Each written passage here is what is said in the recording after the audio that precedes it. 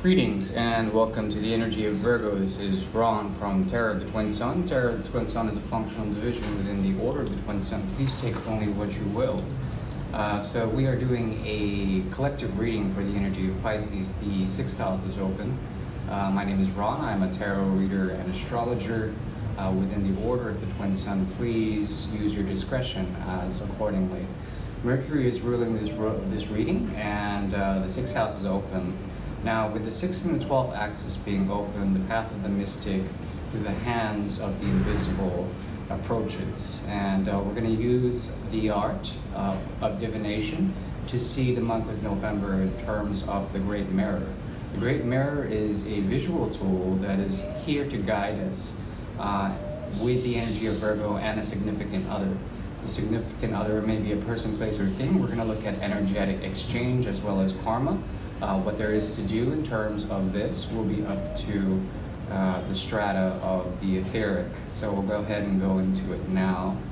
I do welcome you to the channel. Thank you for tuning in, and we'll get started. I'm working with the Pablo Picasso deck. This is a deck from 1890, a very old deck, and we'll go ahead and get started now. Thank you.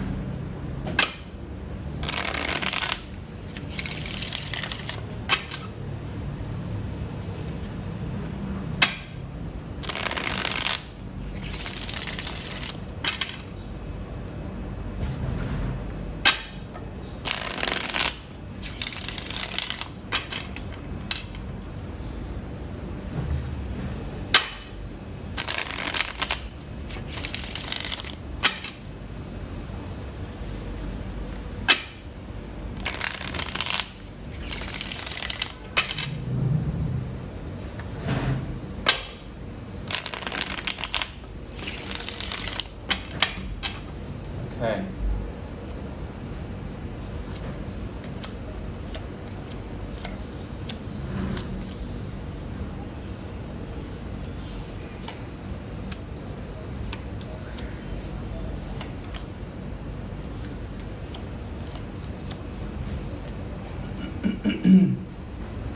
The underscoring energy of this reading is the Three of Cups. This has to do with mutable water. The 7th house is activated also. I think it's mostly mutable water. 12th house is activated as well. So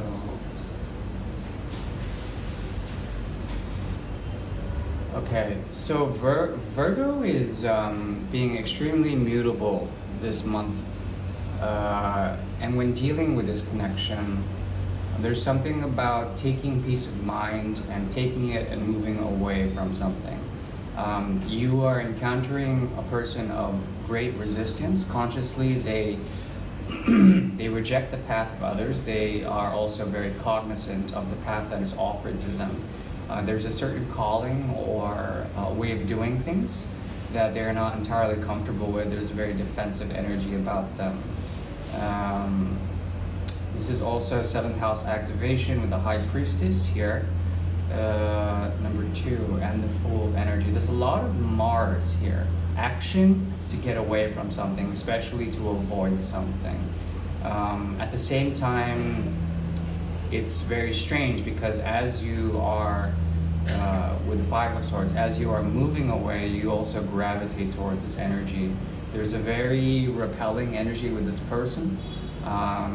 Both of you activate Aquarius as a cycle and also a return. There's a sense of empowerment in what is happening here, a hidden strength, something like that, a hidden polarity. Both of you are trying to attain a sense of good health. There's a lot of fragmentation and trying to avoid trying to avoid the 3 of Swords primarily, I would say. They're also on a path of avoidance when it comes to the rod sequence. 7 of Rods from the 6, as well as 7 of Swords from the 6. So they're trying to bury something. They're trying to also be very conscious of who they let in. Their boundaries are very set. At the same time, there's a deep emotional resonance here with the High Priestess and the 2 of Cups. So the attraction is very much evident, but it's hidden. and there's a wall of protection here. Mars will be the benefactor. I see it as being the benefactor here. So this is like trying to maintain a piece of ground or a piece of real estate in a time of war. This has to do with parlance, and how do you make parlance? How do you make rapport with another? The idea here is to stand your ground and to also maintain your sense of dignity, to be open. And you're dealing here with someone who's like an ambassador.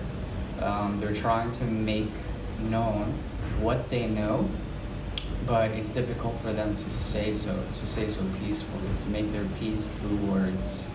Okay? There also is the King of Rods here. Not the king, but the emperor. And when it comes to this, there's a very strong Martian energy here. This talks about the elevation of Mars. And this has to do also with the extroverted qualities of Mars. There's a lot of faith in this connection, a lot of action through faith, and actions speak louder than words. But right now, consciously, there is a need to put up walls and barriers and to negotiate a sense of, from a very peaceful, disconnected state, negotiate a sense that you two can essentially come together in some sort of way. What emerges out of this is the Ace of Swords, Ace of Swords, the Crown of Creation. This is very empowering. It's a connection that's very empowering, and it allows for truth to reign through. Once this occurs, the Ace of Swords negates the 7 here, and then the Six of Swords shows up on their side, and the Two of Cups is heavily on your side. There's a need to make a connection here that is based on truth, not on guarded reciprocity, on guarded belief systems, on this feeling that you have to protect yourself. But there is a period here of at least 3 months of great joy. And the advice is to take your burden and let it transform. Transform the burden when it comes to passions, the burden of passion. Let the anger burn out. Let that passion burn out in some sort of way. This is letting Mars activate itself and letting the fire do the work for you. Fire naturally dies down. It always dies down. It always comes to a sort of a disintegration. Once the element of air is used up, then there's a possibility for true knowledge to come through wisdom, through truth, through glory. This person is trying to negotiate their own path. They feel deeply the connection, but there is a need to address these emotions before they express them in some sort of way. There's a very guarded, protective quality about them. And that's what I see for the month of November. I do wish you well. Thank you, Virgo. Bye-bye.